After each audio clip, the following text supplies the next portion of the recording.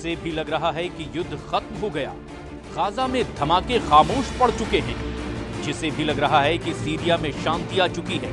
Lebanon में Hezbollah हथियार डाल चुका है। इजराइल का ऑपरेशन ठंडा पड़ चुका है। उसको चौंकाने वाली खबर ऐसी आई है कि 2025 की शुरुआत बहुत डराने वाली होगी।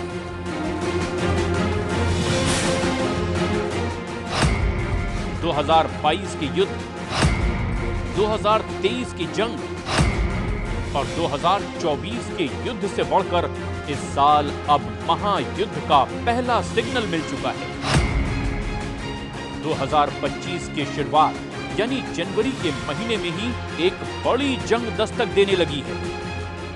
ईरान ने जनवरी के महीने में ही अपनी 1000 से भी ज्यादा मिसाइल लॉन्च करने के लिए तैयार कर ली है।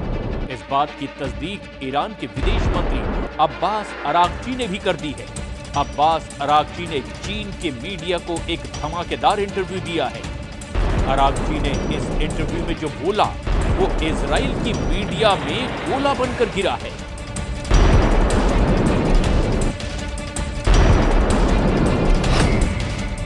इसीलिए इसे अरागची का अंगार कहा जा रहा है।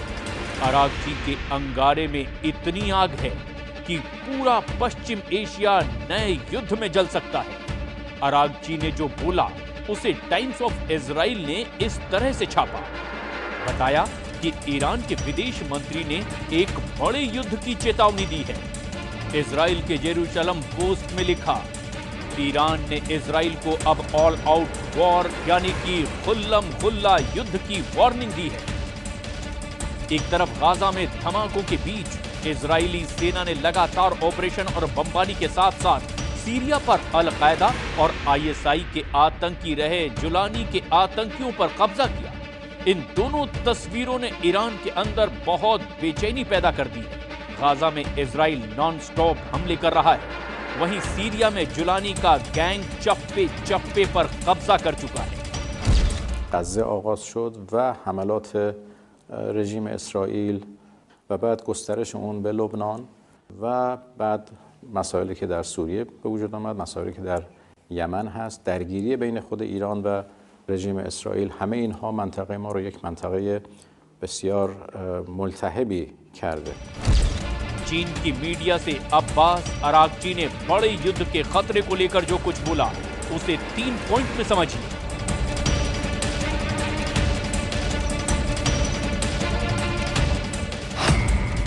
अरागची ने कहा कि ईरान भविष्य में इजराइल के किसी भी हमले के लिए तैयार है। अरागची ने कहा कि उम्मीद है कि इजराइल गलत कदम नहीं उठाएगा। अरागची ने कहा कि इजराइल ने हमला किया तो महायुद्ध होने की 100% गारंटी है।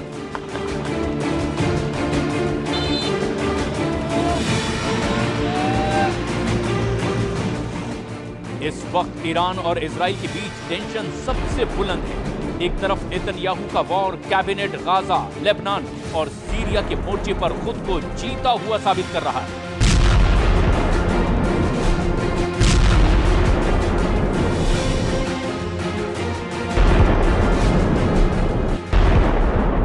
तो वहीं दूसरी तरफ ईरान के सर्वोच्च नेता अली खामनेई ने सीरिया में इजराइल और आतंकी ग्रुप हयात तहरीर अल शाम के सरगना जुलानी को सबक सिखाने वाले मिशन पर अपनी मुहर लगा दी है।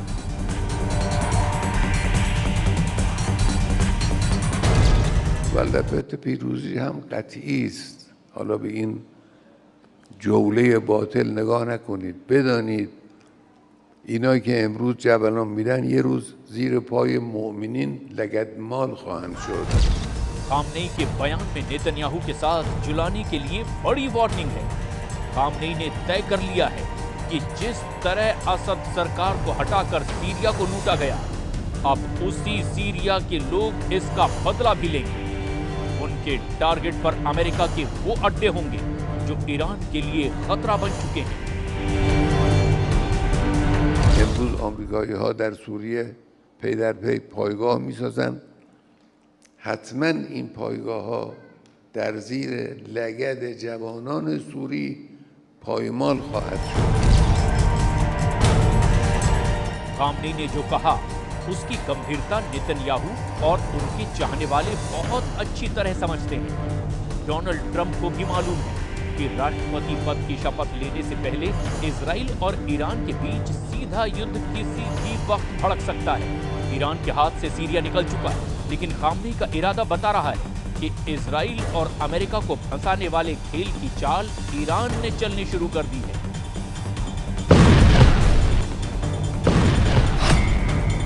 ईरान के सर्वोच्च नेता अली खामनेई के जनरल हुसैन सलामी कह चुके हैं कि इजराइल को सीरिया में दफन कर देंगे। जिंदगी می‌کردن چون ما به دنبال عزتشان بودیم ما نرفته بودیم تا بخشی از خاک سوریه را منضم به خاک خودمان کنیم نرفته بودیم تا آنجا را میدان جستجوی منافع بلند پروازانه و زیاده خواهانه خود قرار دهیم। वैसे नुकसान में सिर्फ ईरान है ऐसा नहीं है। गाजा में हजारों बम गिराए जाने और हजारों जान जाने के बाद भी नेतन्याहू अपने युद्ध में पूरी तरह नाकाम साबित हो रहे हैं। गाजा में जारी इजराइल की बमबारी के बीच इजराइल की सबसे बड़ी चुनौती गाजा पर पूरी तरह कंट्रोल करना है।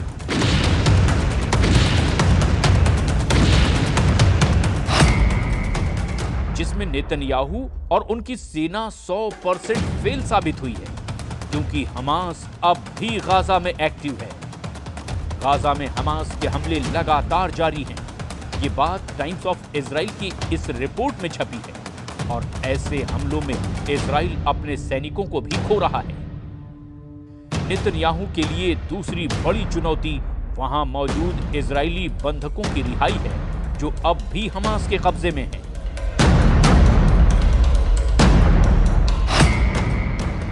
इसमें भी नेतन्याहू और उनकी बहुत ही आधुनिक सेना 100% फेल साबित हुई है। इजरायली बंधक अब भी हमास के कब्जे में हैं। इजरायली अखबार हॉरेट्स में छपी खबर बताती है कि नेतन्याहू पर दबाव बढ़ाने की कोशिश हो रही है।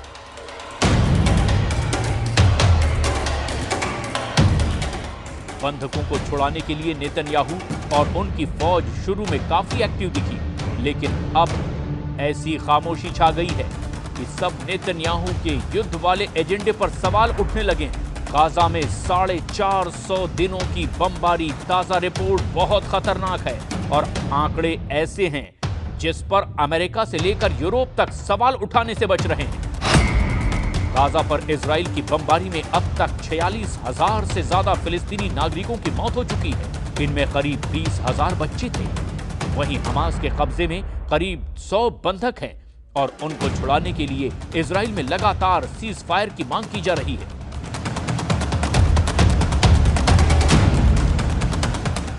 तेल अवीव में अब नेतन्याहू के खिलाफ लगातार प्रदर्शन हो रहे हैं। हंगामा, शोर और नारेबाजी के साथ नेतन्याहू और उनकी वॉर कैबिनेट को जगाने की कोशिश हो रही है। लेकिन नेतन्याहू सरकार की चुप्पी ने लोगों को भड़का दिया है। तेल अवीव में जुटे ये वो लोग हैं जिनमें ज्यादातर बंधकों के रिश्तेदार हैं। इजराइल अब गाजा में क्या चाहता है, इस बात को लेकर नेतन्याहू की पॉलिसी काफी भ्रम की स्थिति में नजर आती है, क्योंकि जो युद्ध उसने हमास को खत्म करने के लिए शुरू किया था वो अब भी एक्टिव है और इजराइल की फोर्स अब भी गाजा में ज्यादातर इलाकों में सीना चौड़ा करके पेट्रोलिंग नहीं कर सकती।